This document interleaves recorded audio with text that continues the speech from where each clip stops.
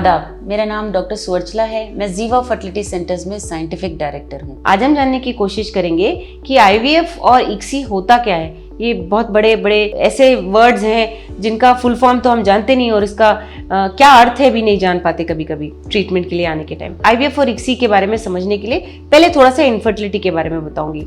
Infertility एक ऐसी बीमारी भी कहा जाता है इसे कि अगर एक साल में एक 30 इयर्स से कम उम्र वाली महिला अनप्रोटेक्टेड इंटरकोर्स के बाद भी प्रेग्नेंट नहीं हो रही है तो उसे इनफर्टिलिटी का प्रॉब्लम हो रहा है करके कह सकते हैं। और अगर 36 के ऊपर वाली औरत 6 मंथ्स के बाद भी अनप्रोटेक्टेड इंटरकोर्स के बाद भी प्रेग्नेंट नहीं हो रही है तो उसे इनफर्टिलिटी का शिकार होते हुए डॉक्यूमेंट किया जाता है। सो इनफर्टिलिटी के लिए जब ट्रीटमेंट के लिए आते हैं, ऑफ कोर्स बहुत तरह के ट्रीटमेंट्स है जैसे ओवुलेशन इंडक्शन, आईयूआई, आईवीएफ। तो ओवुलेशन इंडक्शन में सिर्फ टैबलेट देके जब एग बढ़ रहा होता है उनको हस्बैंड और वाइफ को मिलने के लिए कहा जाता है।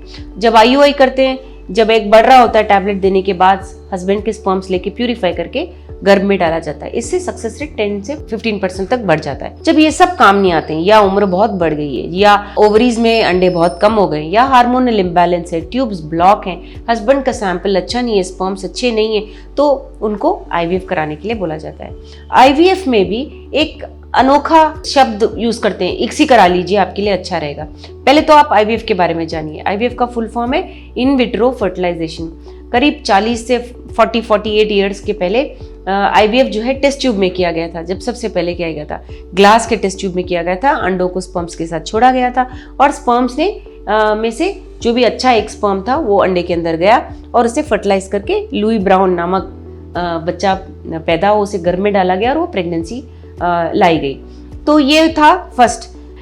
जब ये हुआ था तब ग्लास में करते थे, अभी तो ऐसा नहीं है, अभी तो अलग अलग पेट्री डिशेस हैं उसमें किया जाता है। तो ये आईवीएफ का जो तरीका है वो बेसिकली तरीके बदल गए, प्रोटोकॉल्स बदल गए, बट जो कॉन्सेप्ट है वो अभी भी वही है। क्या है कि जितना हो सके नेचर के पास रहें, यानी कि स्पर्म्स और एग्स को साथ में रखा जाए। जो अच्छा स्पर्म है वो अंडे को फर्टिलाइज करेगा, हम उसे 5-6 दिन लेबोरेटरी में ऑब्जर्व करेंगे और फिर गर्भ में डाल देंगे। तो ये हुआ आईवीएफ, इन विट्रो फर्टिलाइजेशन का प्रक्रिया। अभी इसे किस किस को किया जा सकता है? स्पर्म्स अच्छे होने चाहिए, स्पर्म्स में काउंट अच्छा होना चाहिए, मोटिलिटी अच्छी होनी चाहिए और आकार भी बहुत अच्छे होने चाहिए, एग्स की क्वालिटी भी बहुत अच्छी होनी चाहिए।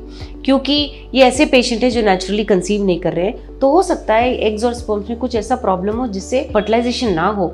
कभी कभी ये भी देखा गया है कि फर्टिलाइजेशन फेलियर हो सकता है। सो अराउंड 70% है आईवीएफ का फर्टिलाइजेशन रेट, यानी कि एग और स्पर्म को हम छोड़ देते हैं, अगले दिन आके देखते हैं तो अगर 10 पेशेंट लिए हैं तो 7 को फर्टिलाइजेशन हो सकता है, लगभग एक 3-4 को फर्टिलाइजेशन फेलियर भी हो सकता है। तो ऐसे चांसेस नहीं लेने के लिए इक्सी का सजेशन दिया जाता है, इंट्रासाइटोप्लाज्मिक स्पर्म इंजेक्शन।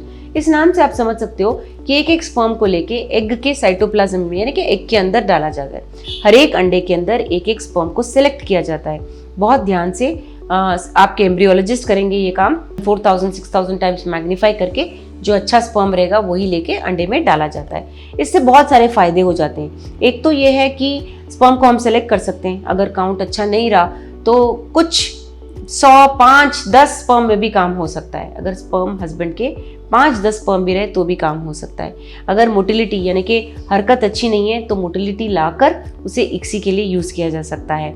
अगर आकार अच्छा नहीं है, आकार ढूंढते हुए, क्योंकि हमारे माइक्रोस्कोप 4 से 6000 टाइम्स उसको बड़ा करके देख सकते हैं, मैग्नीफाई करके, तो अच्छे स्पर्म को ही सेलेक्ट करके अंडे में डाला जा सकता है और फर्टिलाइजेशन ला सकता है। तो ये कुछ ऐसे प्रॉब्लम्स होते हैं जिससे बहुत अच्छे सॉल्यूशंस मिलते हैं। एक और है, जब स्पर्म्स बिल्कुल नहीं होते हैं तो हम टीसा करते हैं, टेस्टिस एरिया में जाके स्पर्म्स को निकालते हैं हस्बैंड के, वो स्पर्म्स को इक्सी के द्वारा फर्टिलाइजेशन एग्स का कर सकते हैं। तो ये बहुत अच्छा तरीका है। जब तकरीबन 20-30 ईयर्स बैक, अगर 30 साल पहले ऐसे केसेस में पुरुष पिता नहीं बन सकते थे, आजकल ऐसा कोई केस नहीं है जिसमें वो पिता नहीं बन सकते। अगर उनके स्पर्म्स नहीं है तो टीसा करके भी स्पर्म्स लेकर उन्हें पिता बनाया जा सकता है। तो ये बहुत अच्छा तरीका है जिसमें स्पर्म्स बहुत कम हो, अगर कॉम्प्रोमाइज्ड क्वालिटी के भी हों तो भी हम यूज़ करते हुए अवश्य प्रेगनेंसी की कोशिश कर सकते हैं। इसके बारे में अगर आपको और जानकारी चाहिए, अवश्य स्क्रीन पे दिए हुए नंबर्स पे फ़ोन करके जीवा फर्टिलिटी सेंटर्स आइए।